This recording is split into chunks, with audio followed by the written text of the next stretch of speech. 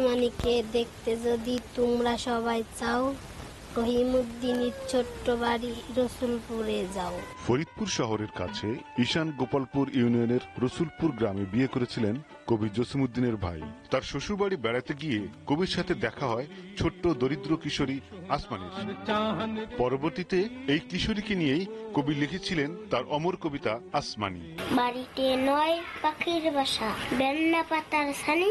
কবিতা লেখার প্রায় 60 বছর পর 2003 সালে সাংবাদিক লাইকুজ্জামান আসমানিকে নিয়ে একটি রিপোর্ট প্রকাশ করেন। আসমানিকে খুঁজতে গিয়ে ফরিদপুর, গোপালগঞ্জের মোকশেদপুর এবং রাজবাড়িতে আমি 8টা রসুলপুর গ্রামে গিয়েছি।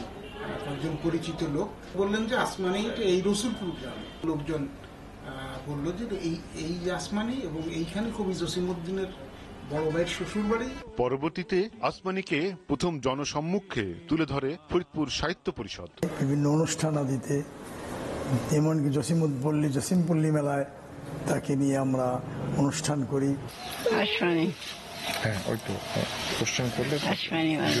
আপনাকে নিয়ে কবিতা লেখছেন জসিমউদ্দিন।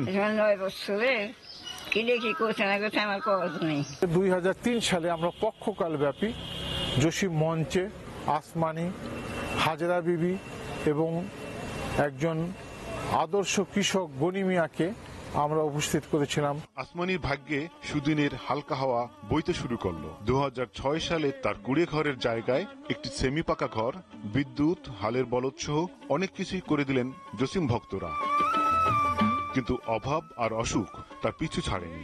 মারাত্মক অসুস্থ হলে এবছরের 23 জুন প্রথমে তাকে ফরিদপুর জেনারেল হাসপাতালে ভর্তি করা হয়। অবস্থার অবনতি হলে 27 জুলাই তাকে বঙ্গবন্ধু মেডিকেল বিশ্ববিদ্যালয় হাসপাতালে স্থানান্তর করা হয়। গ্রামের বাড়িতে ঈদ করার আকুতি ছিল আসমানির। 5 আগস্ট তাকে রসুলপুরে নিয়ে যাওয়া হয়। কিন্তু ঈদের একদিন আগেই ক্ষুধা ও দারিদ্র্যপীড়িত বঞ্চিত কিশোরীদের প্রতীক পল্লীকবির আসমানি চলে যান না ফেরার দেশে। রসুলপুরের আসমানি এখন আর নেই, কিন্তু পল্লীকবির কবিতার আসমানি বেঁচে থাকবে অনন্তকাল। ফরিদ নুমান, দিগন্ত টেলিভিশন।